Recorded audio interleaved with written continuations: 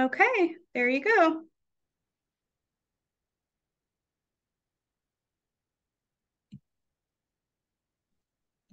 All right. Can everybody see okay? Yes, ma'am. Would this be available afterwards? Yes, ma'am. Okay, as a recording? Yes, ma'am. Well, good afternoon, everyone. Thank you for taking some time out of your schedule today on this beautiful Friday. Well, it's beautiful up here. I'm not sure what it looks like down there. Hopefully you guys have a sunny day like we do up here in Atlanta area. But my name is Tamika Strong. I am a reference and collection archivist at the Georgia Archives. And today we're going to give you a quick introduction to researching at the Georgia Archives. So we're just going to hop right in. You may need to speak up just a little bit if you could, please. Okay. All righty. All right. My slides don't seem. Okay, there it is.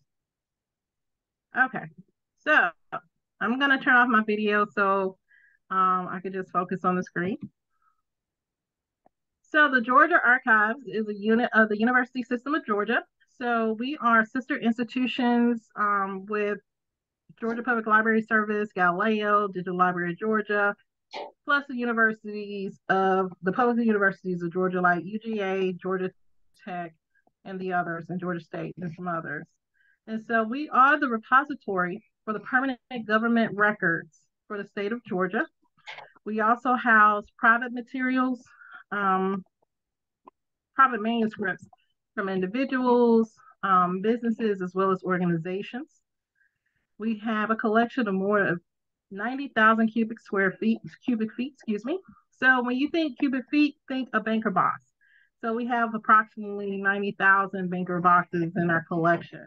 And we have more than 260 million documents. And as an archivist, one of our responsibilities is to make those records available to the public. We are located right between the National Archives at Atlanta and Clayton State University. So I always tell people that when you GPS us or put us in your GPS, to use 5780 as opposed to 5800, because the 5780 will get you to our front parking lot as opposed to our back parking lot. And I actually included that that tidbit in your handout. The Georgia Archives, in addition to some of the things that make up that 90,000 cubic feet collection that we have, it includes our state founding documents, our royal charter, and our copy of the Declaration of Independence. We have photographs, we have a ton of maps, we have state government records, we have county records, we have municipality records like city records, we have family histories, we have papers for individuals and organizations, we have books, we have periodicals, we have newspapers, and it's not just Georgia. We have resources that cover various states, including the Carolinas, Virginia, Alabama, Texas, just to name a few. So here's what we're going to do today. We are going to talk briefly about preparing for research. We're going to talk about navigating the Georgia Archives. We have some examples of some of the materials. And then we're also going to talk about online research, because I know that you guys are, I think you're about 2 to 3 hours south of us. And so when you're planning to come visit us, you really want to prepare for that visit because you're far away from home. So we just want to make sure you're able to have be as efficient in your research as you possibly can. So what are the first steps? The first steps is preparing to come visit the archives. But one of the things that I've learned in doing this research is that there are 3 important factors to finding information, especially in this technological age that we live in. So date is extremely important because I'm not sure how much experience you guys have in researching, but we know that there are some times when vital records such as birth records and death records did not exist. And so those are the things we have to keep in mind. Of course, there are courthouse fires and some others that impact the availability of records.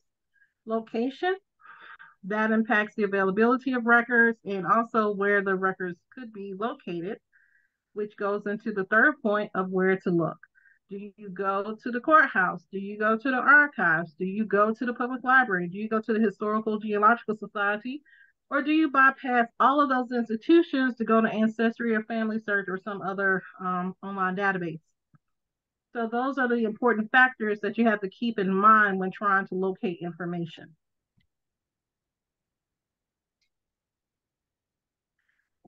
So how do you gather these research locations? So maybe you're in a situation where all you have is a profile of an individual. On the screen, you will see just some general information about my maternal grandmother, my mother's mother, and this is what I know about her. She was born, she was raised, and she lived most of her life in Atlanta, Georgia. She was married twice, and she has 9 children, 3 with her first husband, 6 with her second husband. Or maybe you have done enough research to where you have been able to create a timeline similar to the one in this example, where you have located the individual in the census records that are available during their lifetime, as well as a few other records that you may have come across, just to get a sense of where they were living at certain points in time.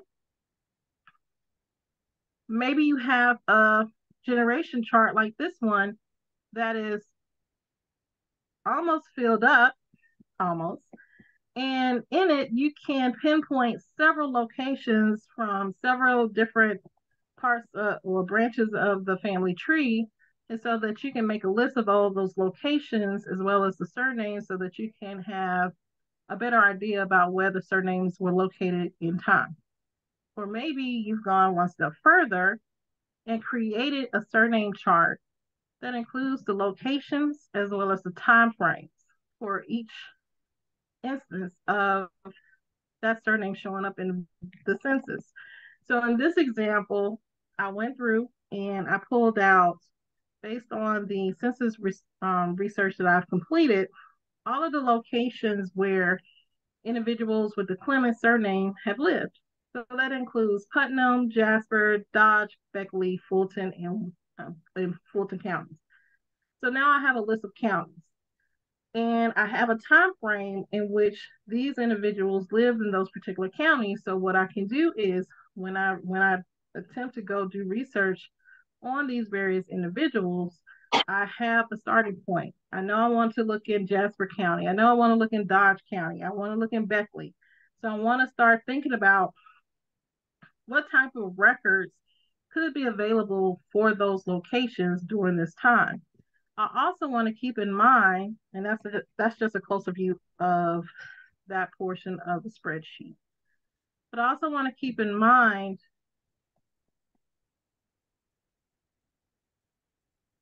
when the counties were created. So the one at top is Putnam County. So I have the creation date. So I know the county was created before my family lived there, because there are cases where counties are created after your family lived in that particular location.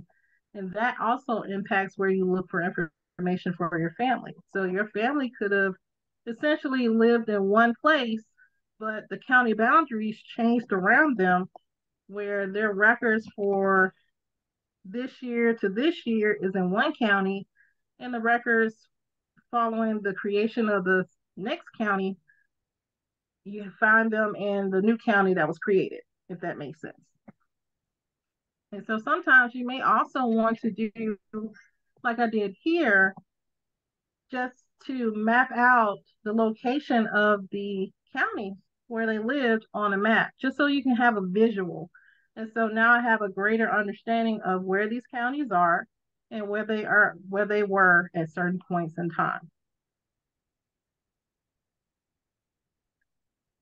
So the question is, what is your research goal? What type of information will you be seeking when you come to the archives? Will you have a list of names and research locations you're researching? We recommend that you do, because it helps us to help you if you know exactly where you're going to be looking and kind of having an idea of what you're looking for is also helpful. But if you don't, it's okay. We will help you work through that. And it seems I got these out of order. But have you reviewed the Georgia Archives website to see what's available? In reviewing the website, sometimes you can create a list of resources you want to take a look at. I personally call it going and doing some online shopping so that when you come to the archives, as soon as the doors open, you'll be able to go straight to what you're looking for so that you can use your time wisely, because we are currently only open for 6 hours to the public. So that's about 3 hours in the morning, 3 hours in the evening. So you have to plan accordingly. So these are some research goal examples that I've created based off of the research that I've been doing. So maybe you want to spend the day reviewing Tax Digest. So that is a 31 period, roughly about 30-year period time frame. So that's a lot of books. So that'll take a lot of time, depending upon how quickly you go through those Tax Digests. Or maybe I want to spend some time with the surname files, and I have a list of surnames that I want to check to see, one, if we do have surname files for them, and if we do, I want to see what's in them. Lastly, maybe I want to spend some time in the research room with the reference books and look at the books for Jasper, Warren, Morgan, Walton, and Gwinnett counties, because I'm not only researching my line, but also my husband's line. So his family is from Walton and Gwinnett, whereas mine is from Jasper, Warren, and Morgan. So I wanted to try to do a lot in my visit to the archives. And hopefully I'll have time to get it all done. So I really, really like this image because I think it's a very good representation of the age in which we're living in now with regards to online digitized records versus what records are available.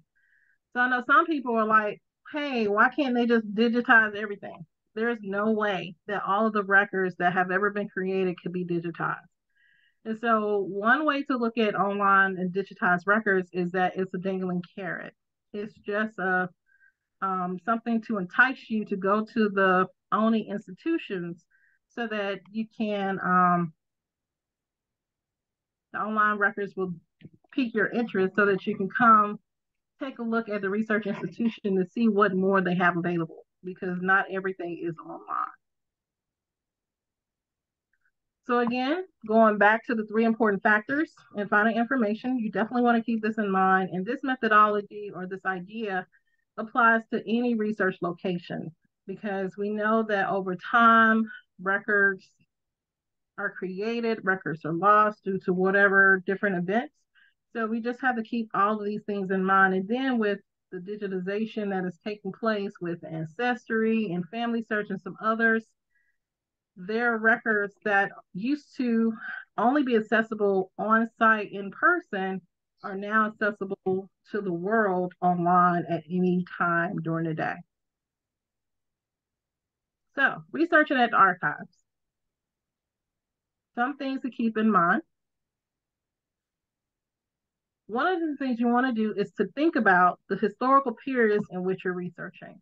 So some ethnic groups, including African Americans and others, have to keep in mind the terms that were used to describe them in different points in time. And so that's one thing you definitely want to keep in the back of your mind.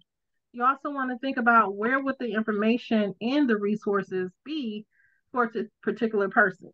So as a person of color, I have to look for the colored books. I have to look in the back of the books to find the color sections. But the thing about the records is if you don't see a racial designation, the assumption is it's about the white inhabitants of that location. And so you definitely want to look at the table of contents and the preface of the books, because they will let you know what records were included.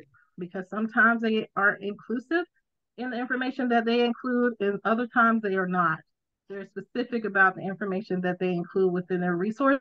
And so those are some things you want to keep in mind when looking at some of these resources. In addition to the records that were previously mentioned, these are some of the other examples of records that we have.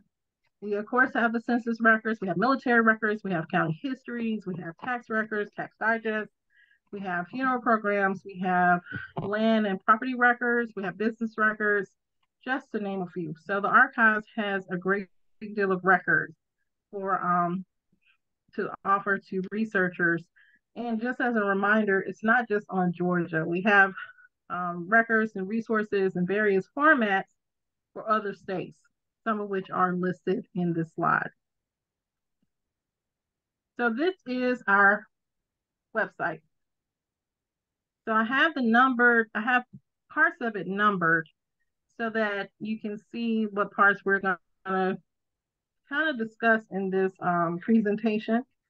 But I also have them listed out in your handout as well. And so, of course, when you come to the website, one of the first places you want to click on is visit. That's the place where you'll see things to know about the archives. It'll also have a listing for programs. And programs is an important section to take a look at because it has links to our previous recordings, program recordings, as well as our online exhibits, as well as some of the past programs, the handouts and the slides related to them, as well as press releases. So 2, research is where you're going to find our online research guides, as well as some other information.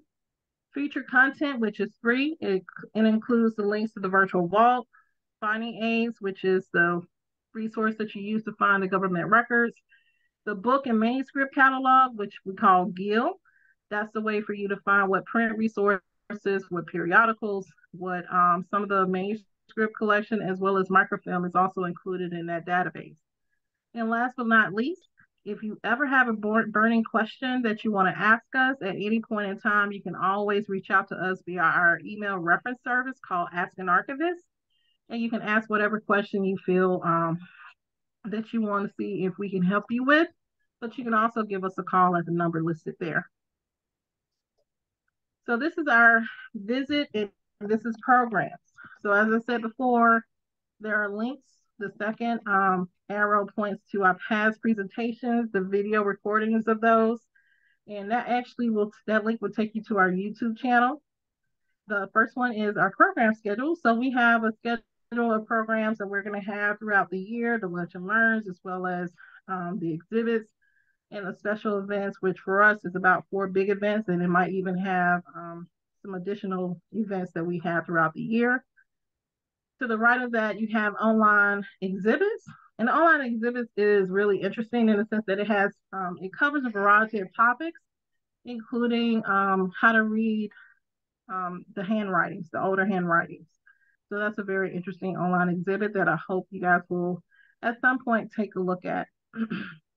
Then again, towards the bottom on the left are the presentation handouts and the slides. And so this is a larger view of some of the resources that are available in that section.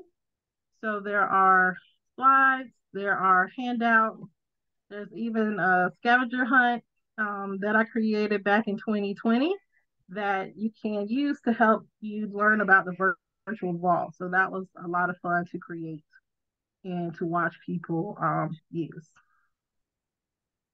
So this is the online exhibits. And so this one, the arrow is pointing to the reading and the interpreting handwriting one that I mentioned that I think is really useful, especially when you're looking at those older records. And so the handwriting sometimes will throw you off, but with time, you can get used to the cadence and the handwriting so that you're better able to decipher it. But like I said, there's some other resources here that might spark your interest, like the letters written by Georgia soldiers from World War I and primary sources that document enslaved and free persons of color. So under research, as I previously mentioned, we have research help, which is the home of our online research guides. Research services, which we're not really going to touch upon very much, but that's the place where you can actually get access to links to list of researchers from GGS, the Georgia Genealogical Society, as well as the Association of Professional Genealogists, the Georgia chapter, And if you wanted to hire someone to come take a look at some materials or make copies for you, that would be the place that you would go to find a list of people who could do that for you. But for research help, we have several online guides, many of which I have detailed out in your handout on page 2. And so, of course, vital records is number 1 because vital records is important to the research, to genealogy research. But we also have guides on documenting family history in Georgia, the inventory of the family surname files. So remember, one of my goals was to look at the surname files for the various surnames. This is the list right here, the complete inventory of the surnames that are included in those files. And so I can actually check before I arrive at the archives to see whether or not there is a file for that particular surname. There's also lists for land lottery research, Georgia militia districts, as well as tax records. The Q&A for tax records is really interesting. I've learned a lot from it. But then we also have the Georgia counties creation and disaster map. And it's basically that map that you saw that I had plotted out the location of my surnames. It has a listing of the creation dates on one side, and on the opposite side is the listing of the dates where there was some type of disaster, be it a courthouse fire, hurricane, things like that. So it's a very useful tool. And that one is the 4th one down here.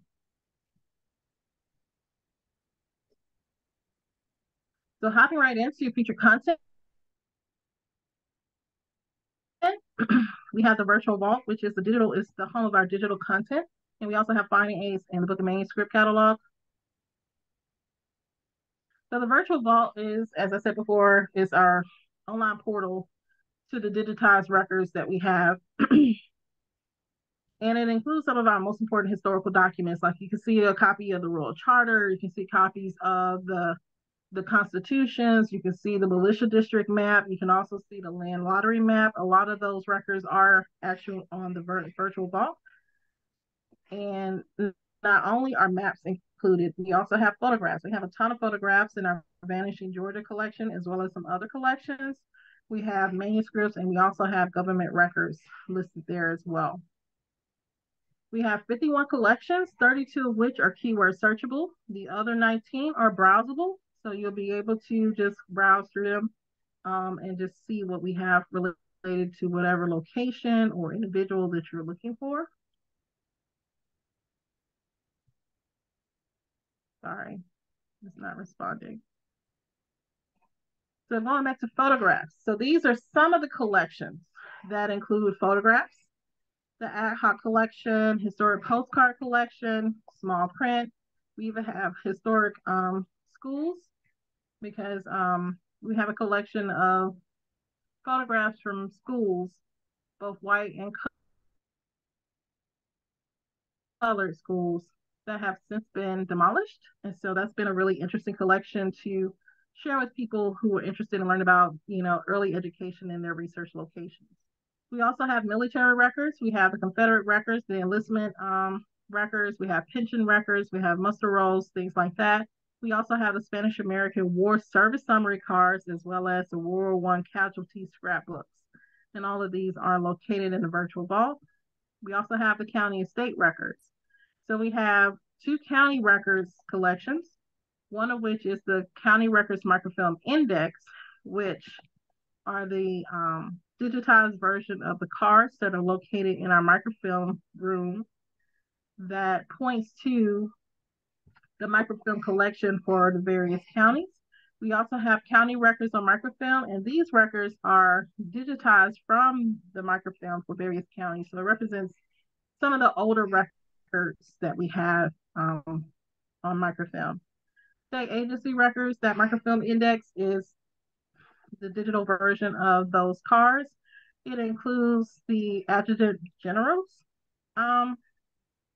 portion, as well as surveyor general, which has the land lots and the grants and the plats for the land lots, which is involved with the land lottery research.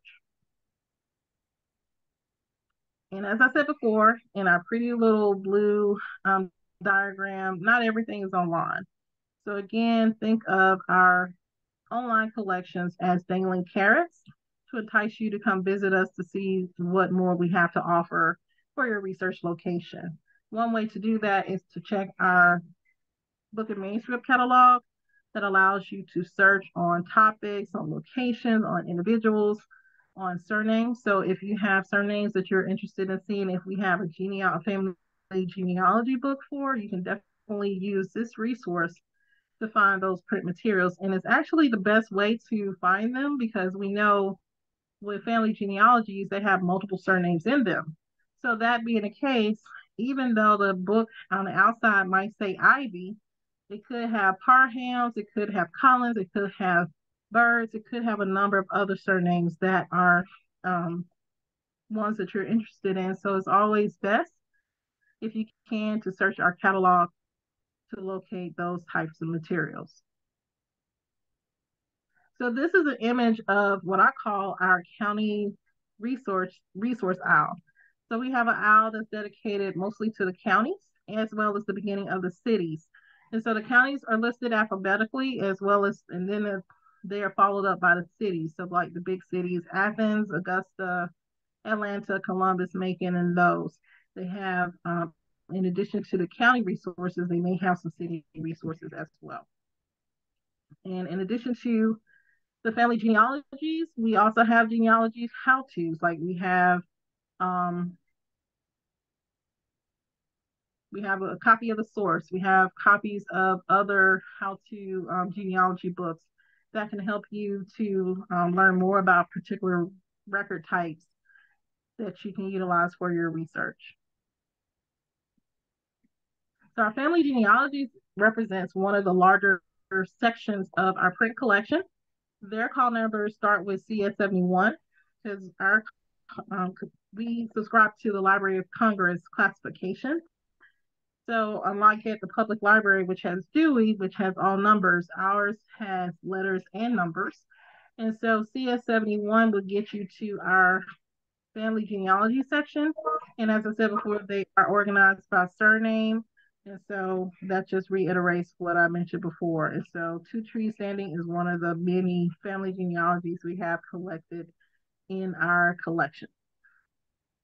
Print resources. They're mostly in, for the county print resources, they're in F292. And each county has its own code designation. And so once you find that, you can always locate information about that particular county in our collection. But one of the best things about our collection is that the counties aren't organized. The materials are organized by the counties, so you can actually go to a county section. So if you find the section of collection on Gwinnett, you'll see all the books in our print collection related to Gwinnett in that one place.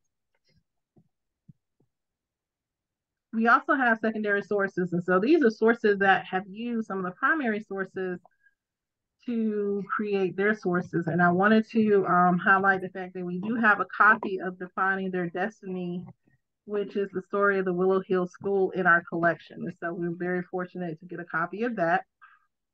So we have books on a lot of different topics, like we have books on education, we have the Official Statistical Register of Georgia, we have books on railroads, we have books on forts. One of the sections that I'm going to love is the bibliography section, which are in the Z's, and that has a hodgepodge of materials that can be useful for your research. Like it has bibliographies about newspapers and how to trace your Confederate ancestors and other materials. And so Z is a section that I'm learning to grow very fond, well, I'm becoming more fond of. So with our periodicals and journals, we actually have quite a bit, and they cover various states. We have several periodicals from genealogical societies across the state. And we have some on the Civil War. We have some from the various colleges. We have North Carolina, South Carolina.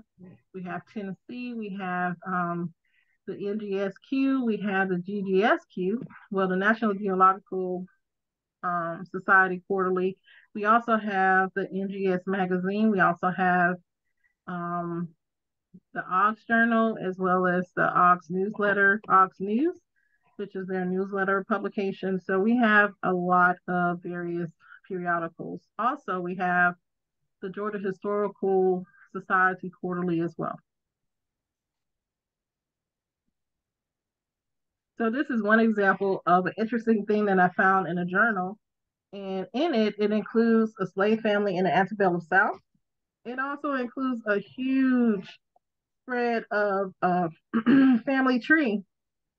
And I can just imagine if, coming across a resource like this where a family tree just captures your family tree, this would be such a find for anyone interested in this. So I thought that that was really interesting that it was one of the resources that we have available. So our manuscript collection, as I said before, there are private papers that have been donated to the archives. Some are available on microfilm, some are available in original format. So depending upon which one you're looking for, you might have to go into our original records, original documents reading area, which is what we call ODRA, or you might have to utilize the microfilm readers just to take a look at them. But the manuscript collections has a ton of different resources. There are business records, there's correspondence like letters, there are diaries, there are recipes, there are even I processed the collection in my early years as an archivist, and one of our collections included a lock of hair. So you never really know what you're going to find in the manuscript collection, but they're always interesting to look at. So that includes some of the representations or some of the materials that are included in the manuscript collection. And these are some of the images. So this is an example from some estate records. This was a drawing of a person who they call Josh by a rebel Perry. So I think this one is also on the virtual wall as well. Both of these are on the virtual wall. So we also have the original documents. So for some of the county records, we have them on microfilm, but we also have original records for them as well. And so again, if you request those, you would have to utilize our original documents reading area. And one example of that is this letter by FDR that we have in our collection that I thought was really cool. So this is just a visual of our microfilm files. And this picture actually shows you almost the whole collection of the surname file. So the surname file is a really large collection. There are thousands of folders that cover quite a few surnames. And so some of the surnames, as you can imagine, like Smith and Johnson and Jones, had several folders. So like 5 or 6 or something like that, depending upon the surnames. Then we also have church and cemetery files. We also have the subject files as well as pamphlets. Pamphlets are just small books that we don't want to put on the shelf because they will get lost because they're that small or that thin. So when you go to the microfilm collection, you will actually see a big brown stand, and it's actually our card catalog.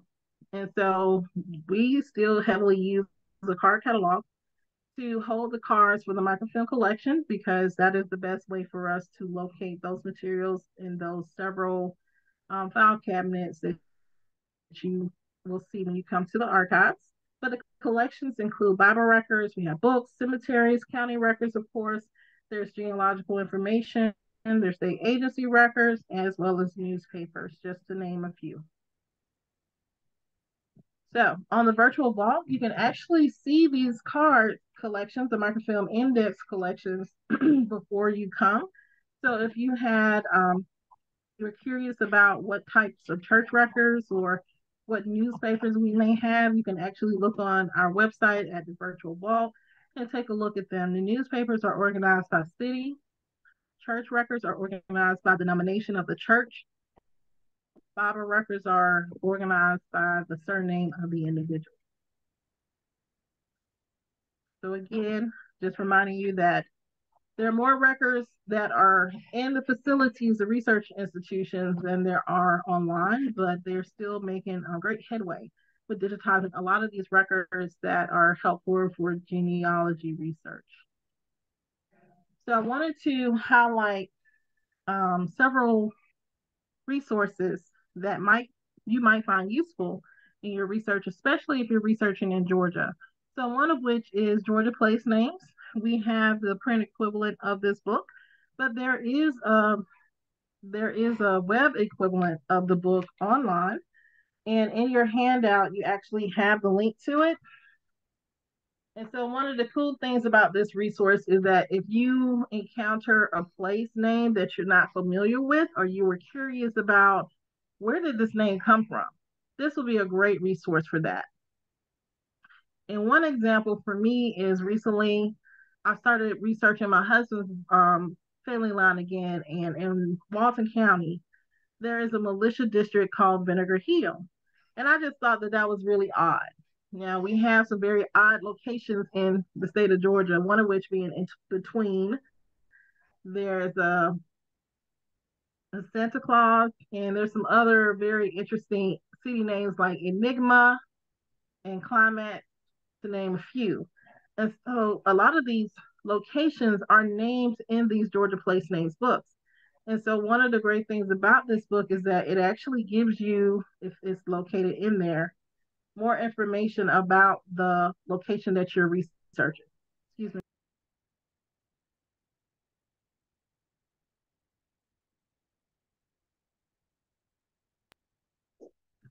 So in the case of Vinegar Hill, it gives a story, the local legend or local history about the name.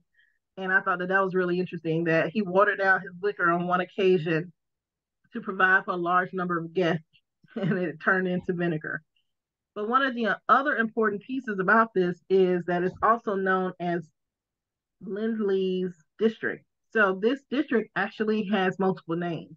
And so for a person who may not be familiar with it, they might think, oh, if they see this person, if they see their family living in Vinegar Hill one year, and the following census year they see them in Lindley's district, they might assume that they actually moved.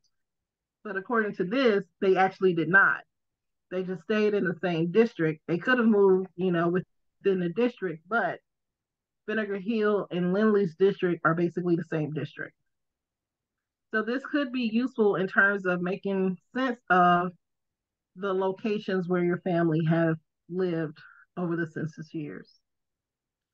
Another resource that I enjoy using is called Georgia Government Publications. There is a lot of resources available here, including the Georgia Official Statistical Register from 1923 to 1990. But what I use it for primarily is for access, online access to the statewide vital records indexes. And those indexes are for marriages, which start at 1964, the deaths, which start at 1919, and divorce, which start at 1965.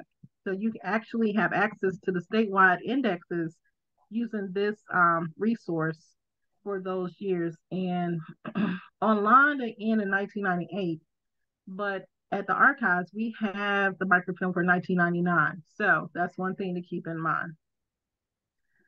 In your handout, I tried to provide you with the detailed instructions on how to access these records. And so from the start page, you want to click on the drop down here and open up the drop down so you can select title from the list. And once you do that, you will type in marriage register as your search term. And once you do that, you're going to pull up the 35 items that represent for the marriage register. So it's from 1964 to 1998.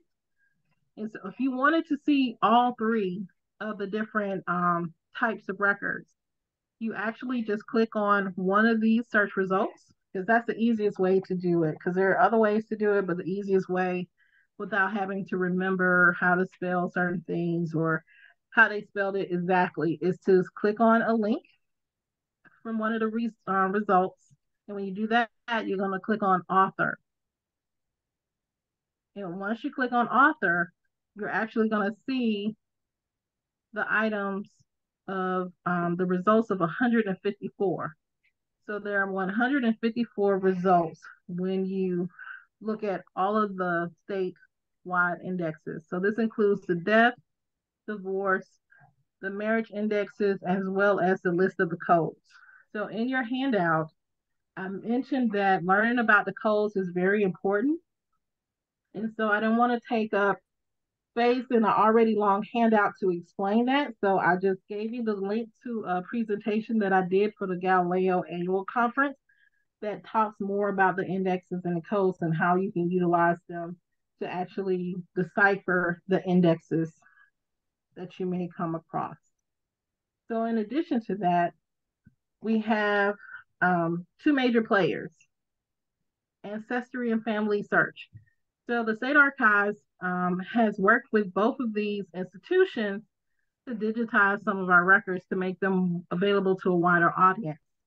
And so with Ancestry, one of the things that you can do is, one other thing, if you didn't know, all the public libraries in the state of Georgia has access to Ancestry Library Edition for free on site through Galileo.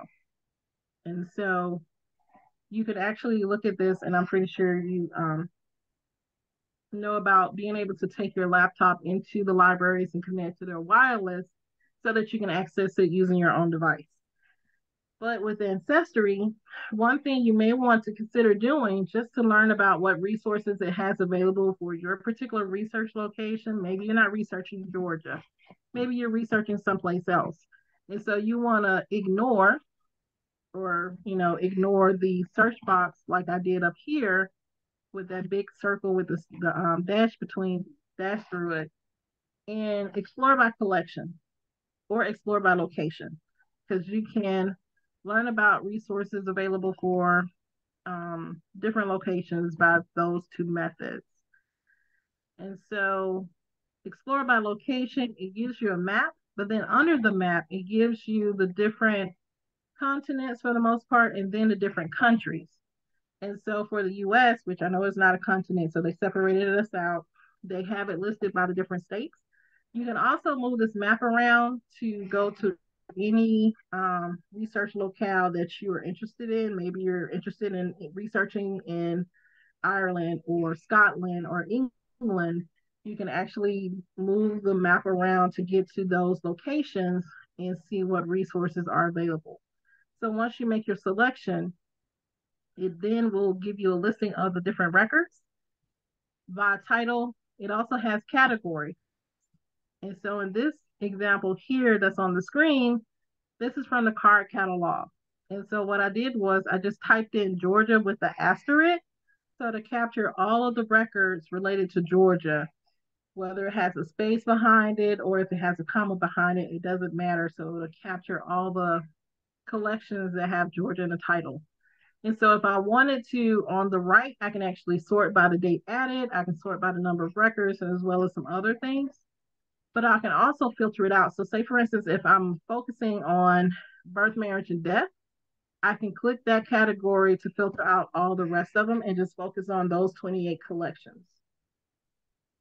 So in the case of the archives, we have actually, we have several collections that I have listed in your handout that are available in Ancestry, wherever you have access to Ancestry. So one of which you can actually see on this screen. The third one from the bottom is the U.S. Georgia Central Register of Convicts. We also have our tax digest. We also have a lot of other records available here. And those listed in your handout are probably just a few. Unfortunately, they don't allow you to look for records by the agency that gave it to them or provided them access to those records, but maybe I can check on keywords. I haven't tried that, but maybe I'll do that to see if it'll give us access or bring up a list of records from the archives. But as I said before, the Georgia Tax Digest, primarily before 1892 and 1890, are available online. So if you're researching in that time frame, you can actually look at the Tax Digest online. And then if you're researching afterwards, you have to come to the archives to take a look at our records there. And so with the Tax Digest, this continues on and you can actually browse the collection or you can actually search. I am more prone to browsing, especially if it's a multi-year volume like the 1878 to 1882, because when you do a keyword search and it's on one of those volumes, you'll end up with multiple entries. However, it's not very evident on which year those search results are from. So you have to do a little bit more digging. And so that's just a larger view of the list of the years that are available for Putnam County. And then this is the source information. This is where you learn about where they got the original information, excuse me, the original information, which they got it from us because we are in Morrow, Georgia.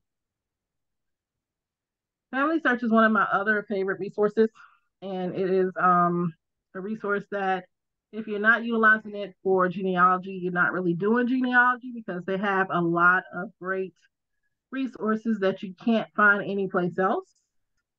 And so it's very comparable to Ancestry, but I think it might have more resources than Ancestry does, because it has a lot of browsing collections that are only available on Family Search.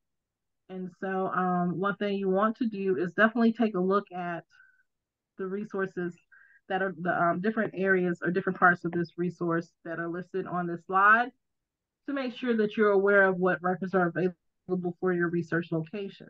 And so I have detailed out a lot of information in your slide, complete with visuals or pictures to show you how to get to them.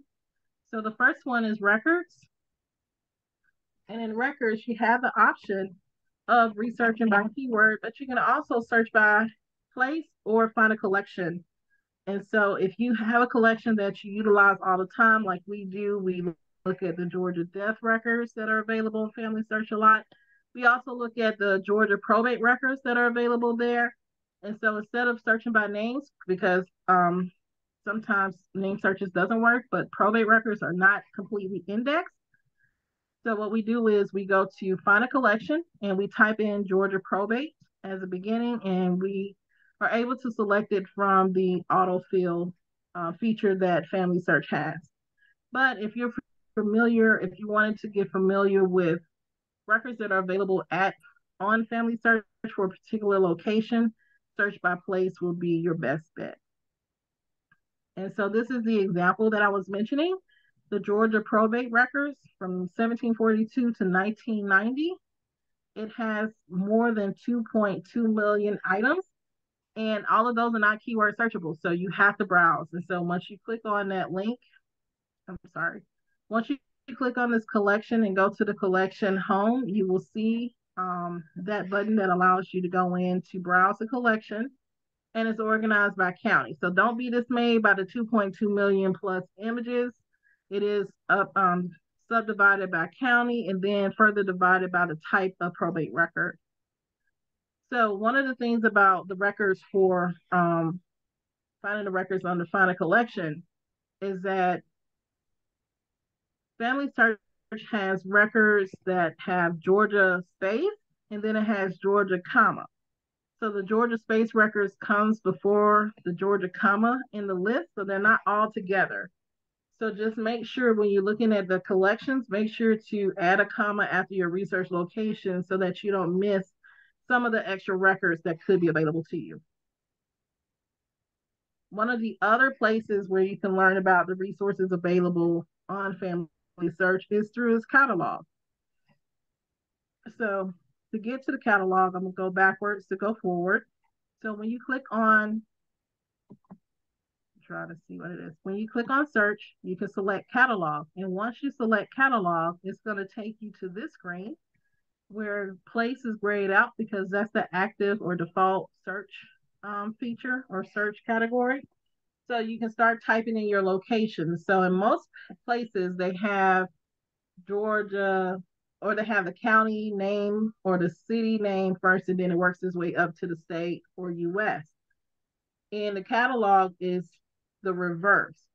And so even if you just type in Putnam, you'll still be able to find it, but just don't be dismayed by seeing the United States listed first, then the state, and then the county. So that's just a note to keep in mind. So once you click on that, it's going to pull you up to the page for this particular location.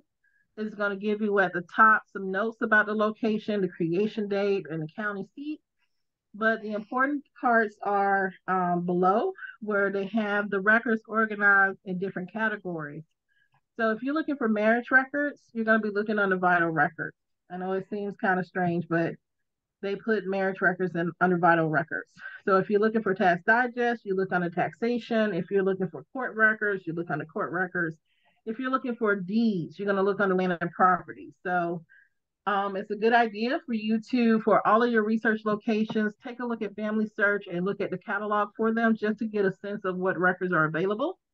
And so under availability, I typically leave it for any, because when you have any, it's showing you everything. And so there may be some books there that you didn't know existed, and then you can take the title and you can search Pines, or you can search WorldCat to see if there are any available close to you. But I'm gonna share with you one neat trick that I learned recently at the IGHR Expo when Family Search was there last summer, about some resources or some services that are available from the Family History Library. And so once I clicked on the Tax Digest, it brought me up to this screen. And this screen tells me quite a bit about this resource. The notes in red let me know that they're available online, because this catalog is for the Family History Library. So not only does it include the digital representations or the digital materials, it also has the physical materials that are only available at the Family History Library. So that's what I meant by you can get the name of a book, you can take it and use it, search Pines or WorldCat to see if any of the local research institutions have it. But the thing about the browsing collection is that down here towards the bottom of the screen, you'll see under format, you'll see the camera. If you only see the camera, that means it's only browsing. If you see the camera plus the magnifying glass, that means that is keyword searchable. So that kind of helps you a little bit by being able to type in keyword searches to search that resource that way.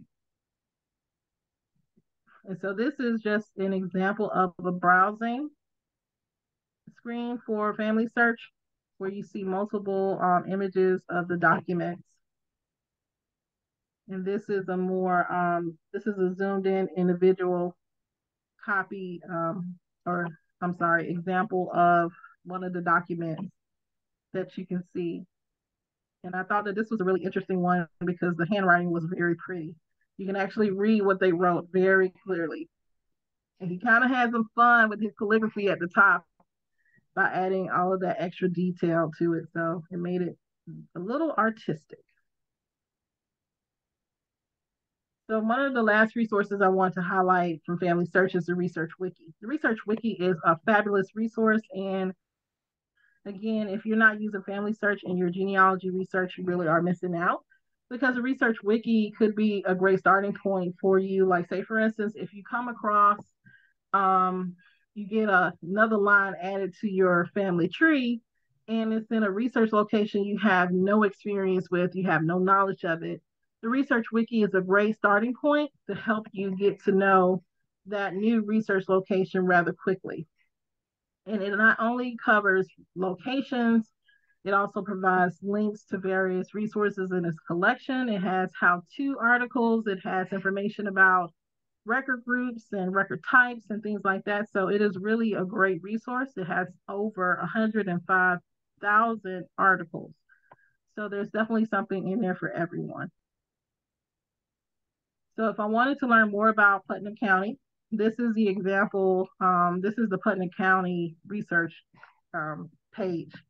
And so it provides a description about Putnam County. On the right, it provides some facts, the neighboring counties as well, a picture of the courthouse, where it's located on the Georgia County map. It also provides the courthouse information, as well as some other notes like some dates, including record dates. So some of these dates may not be completely correct, but it is a great starting point. So it helps you to kind of get up to speed about the research location rather quickly.